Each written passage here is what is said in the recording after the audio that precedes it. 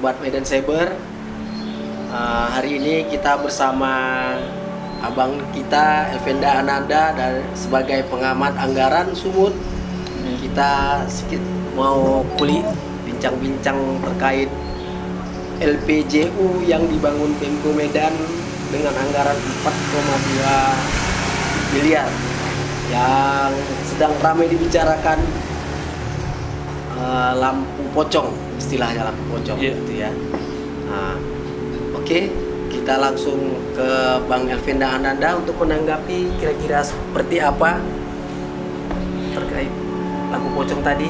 Ya Bang, silakan Bang. Ya, dari sisi aspek pembangunan, tentunya kita merespon positif ya pembangunan yang dilakukan oleh Pemko Medan dari berbagai aspek, apakah itu aspek bidang sosial, bidang ekonomi dan macam-macam. Nah, infrastruktur itu yang yang sebenarnya dari dulu ditunggu masyarakat.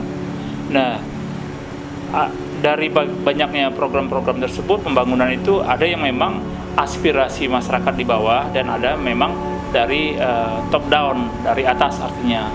Jadi kalau dari bawah bottom up. Nah, kalau soal lampu pocong istilahnya, tentunya itu program dari dari atas, top down. Nah, yang paling penting, walaupun itu program dari atas, kemudian itu harus dapat dijelaskan dari sisi manfaat, dari sisi kepentingan apa yang paling mendasar sehingga kegiatan itu dilakukan dengan anggaran yang lumayan besar dibanding dengan program-program yang sebenarnya masih banyak dibutuhkan. Nah, justru itu harus dijelaskan manfaat apa yang diperoleh dari pembangunan lampu pocong itu. Nah, kita tahu persis dari berbagai penjelasan di media bahwasanya itu untuk membantu penerangan jalan trotoar gitu kan. Nah, tapi dari satu sisi kita juga harus melakukan kritik terhadap pembangunan ini dari berbagai hal. Pertama dari sisi estetika ya, apakah memang itu sudah dihitung secara cermat dari sisi jarak dan titik penerangan yang dibutuhkan, karena itu ada hitungannya untuk penerangan itu. Jadi bukan asal dipasang, tapi ada hitungannya tingkat keterangan jalan yang dibutuhkan untuk trotoar tersebut. Nah, itu satu hal yang perlu diperhitungkan. Nah, kemudian yang kedua itu soal semua wilayah yang dibangun tentunya harus benar-benar disesuaikan dengan tujuan. Nah, cuman ada satu titik yang saya lihat di Jalan Juanda di sebelah kiri kalau dari Jalan Singaraja itu ada yang diterangi parit gitu justru. Nah, itu yang harusnya dijelaskan kenapa di titik itu juga dipasang, padahal itu bukan trotoar, parit gitu. Median jalan nggak pas ya Bang? Nah iya, jadi sebenarnya kalau dari sisi manfaat masyarakat, kalau memang trotoarnya sudah disediakan, kemudian lampu jalan disediakan, itu justru manfaatnya memang ini cukup besar bagi masyarakat. Tetapi kan trotoarnya juga belum disiapkan secara baik, hanya beberapa ruas trotoar yang memang sudah katakanlah lumayan gitu kan. Nah, tetapi banyak yang belum cukup layak buat pejalan kaki karena ada yang naik turun, nah ada yang tinggi, ada yang rendah. Itu kan dari sisi fungsi trotoar itu tidak nyaman gitu. Nah, ini yang memang harus dipastikan oleh Pemko supaya ditata trotoarnya dengan baik, kemudian sejalan dengan keberadaan lampu pocong itu. Kayaknya juga Bang, masyarakat banyak yang nggak tahu ini manfaat lampu pocong yang dibangun selama ini. Apa untuk penerangan jalan aja malam, atau memang yang Abang bilang tadi untuk dimanfaatkan sebagai median jalan untuk berjalan kaki gitu kan? Iya. Nah, karena kayak Abang bilang tadi, kalaupun dimanfaatkan untuk berjalan kaki, kenapa mediannya belum disiapkan kan gitu kan? Iya, betul. Nah, ini yang banyak jadi pertanyaan masyarakat gitu Bang. Ya, kalau kita lihat yang komentar yang ditayangkan di Medan Cyber itu kan, kita lihat tuh komentarnya beragam, tidak ada yang fokus pada substansi bahwa saya itu untuk penerangan medan jalan untuk trotoar dan macam-macam. Itu kan nggak ada yang menyentuh ke situ komentar-komentarnya, lebih kepada persoalan yang unik-unik justru. Kenapa terbalik, kenapa kemudian rapat-rapat. Nah itu kan memang yang harusnya sebenarnya kegagalan mensosialisasikan kegiatan ini. Artinya BEMKO Medan nggak pernah mensosialisasikan ini ke masyarakat ya Bang? Ya bisa saja dia misalnya sudah menyampaikan, tetapi kan jangkauannya terbatas. Tidak tersampaikan secara luas ke masyarakat. Nah justru dari fungsi Infocom juga tidak maksimal. Misalnya menyampaikan, oh ini loh fungsinya dan manfaatnya apa nanti ke masyarakat, begitu. Nah kemudian kalau itu memang tujuannya adalah untuk membuat pejalan kaki nyaman di malam hari, tentunya kan syarat-syarat itu harus dipenuhi semua, bukan cuman lampu itu saja.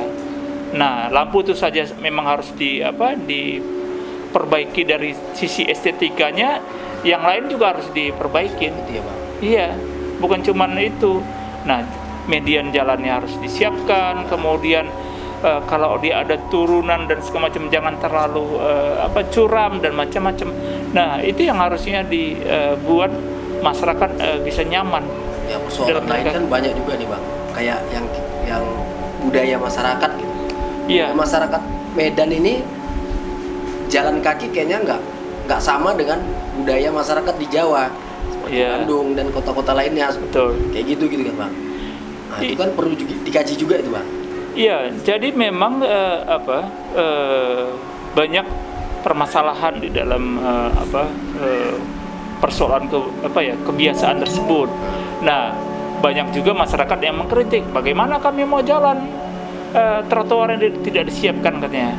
Jadi budaya jalan sehat untuk budaya hidup sehat segala macam itu tidak terrealisasi karena alasannya tidak ada trotoar yang disediakan, dan itu justru membahayakan kami kalau kami jalan kaki mengambil badan jalan katanya. Nah itu juga memang masuk akal dan itu bisa diterima gitu kan. Nah justru apa yang dilakukan dalam hal untuk mempersiapkan itu harusnya sejalan antara persiapan lampu dengan trotoarnya.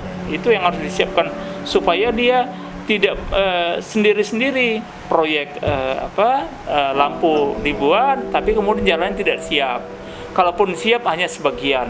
Takutnya nanti Bang lampunya siap, iya. Yang dikerjakan lampunya rusak lagi nih. Iya, nah itu yang jadi banyak hal yang harus pastikan keselamatan lampu itu juga kan. Nah kemudian dari sisi teknis dan macam-macam memastikan itu selalu tetap keadaan hidup. Nah itu kan penting karena tidak hanya untuk dibangun tetapi tidak bisa difungsikan kan begitu. Yang kita takutkan itu tadi Bang, sebelum nanti siap median jalan lampunya ini hilang Bang. Iya, hilang dan ada yang udah mati dan macam-macam. Nah kita tahu kan banyak kasus proyek-proyek pembangunan justru bukan merasa milik bersama gitu. Ya, justru banyak masyarakat yang kemudian memanfaatkan untuk kepentingan pribadi macam-macam. Nah banyak kasus itu juga terjadi dan wali kota sudah tahu karena dia sudah bolak-balik posting yang kasus di Cicanang dan macam-macam. Nah ini yang harusnya jadi gaji ya Bang. Iya, nah ini yang memang menyadarkan masyarakat untuk merasakan bahwasanya pembangunan yang dikeluarkan dari dana APBD itu adalah milik bersama, bukan perorangan dan juga bukan milik Pemko. Jadi itu yang harus dipahami karena sumber dananya juga dari rakyat. Iya, sumber dana juga dari pajak rakyat. Jadi itu yang harus dipahami. Jadi bukan semata-mata menjadi tanggung jawab Pemko sendiri karena itu gak mungkin Pemko dapat menjaga 24 jam. Iya. Justru masyarakat harus secara bersama-sama menjaga begitu. Peduli lah paling nggak ya Bang. Ya peduli. Nah itu yang harus dilakukan. Kalau terkait penggunaan anggaran yang 4,2 itu menurut abang nggak terlalu besar? Ya dengan jumlah yang dengan jumlah yang cukup banyak itu juga memang ya kita kita harus hitung dari sisi dari sisi anggarannya. Tapi kalau dari sisi itu kan teknis ya, dari apakah kelayakan dan semacam. Tapi dari sisi nominal itu cukup besar dibanding dengan program-program kalau kita untuk urusan sosial gitu kan. Nah, artinya dari jumlah itu sebenarnya banyak program sosial masyarakat yang bisa dilakukan dengan jumlah sebesar itu. Tetapi karena memang itu bagian dari program Pemko dan itu tidak mengabaikan kepentingan masyarakat yang lain, ya oke, tetapi harus dipertanggungjawabkan, harus bisa dijelaskan kira-kira manfaat apa yang diterima dalam rangka misalnya untuk kepentingan masyarakat pejalan kaki. Nah itu harus dijelaskan. Karena kan baru-baru ini Menpan RB kan, iya. Nah baru-baru ini ngeluh nih, Iya. awal pemanfaatan 500 triliun Iya. untuk mengentaskan kemiskinan, Justru dipakai untuk kegiatan rapat-rapat di hotel gitu Bang. Iya. Nah, ini kan kayaknya kalau kita lihat Medan juga nggak selamat-selamat kali dari angka kemiskinan gitu. Oh iya. Masih banyak pemulung, masih banyak di lampu-lampu merah gitu Bang. Nah itu gimana? Iya, kalau dari sisi belanja, tentunya peningkatan belanja itu harapannya akan mengurangi jumlah orang miskin, karena pertambahan belanja, pertumbuhan belanja daerah itu kan harusnya ada korelasi dengan semakin sejahtera masyarakat. Tapi kalau kemudian itu tidak berdampak, tentunya menjadi satu kerugian bagi masyarakat karena kegagalan pemerintah daerah yang tidak memanfaatkan sumber daya yang ada itu untuk kesejahteraan masyarakat.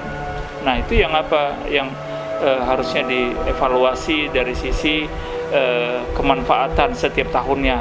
Nah itu kan nanti di bulan 3 bulan setelah tahun anggaran selesai itu kan ada evaluasi namanya LKPJ. Nah disitulah harusnya dievaluasi apakah dari tahun yang lalu anggarannya itu bermanfaat gak bagi masyarakat, bagaimana program kemiskinan, bagaimana program pendidikan, bagaimana program-program lainnya yang sudah dilakukan, apa itu berdampak nggak dari sisi rupiahnya kepada angka-angka kemiskinan, angka harapan hidup, kemudian angka indeks manusia dan macam-macam, itu harus diukur. Harusnya meningkat ya Bang. Iya, itu artinya penurunan berarti harus diperbaiki ya. Kalau dia penurunan justru jadi pertanyaan, lalu anggaran itu kemana? Kalaupun gagal, lalu program apa yang sebenarnya dilakukan sehingga itu gagal gitu. Nah harusnya seperti itu. Kaji ya Bang. Iya, kajiannya begitu. Nah kalau soal angka kemiskinan, kalau di nasional kita kan lihat memang terjadi penurunan. Cuman persoalannya itu apakah kerja-kerja pemerintah pusat, kerja pemerintah provinsi atau pemerintah kabupaten kota. Nah karena ada yang memang katakanlah provinsi mengklaim itu kerjanya gitu kan. Nah kemudian kabupaten kota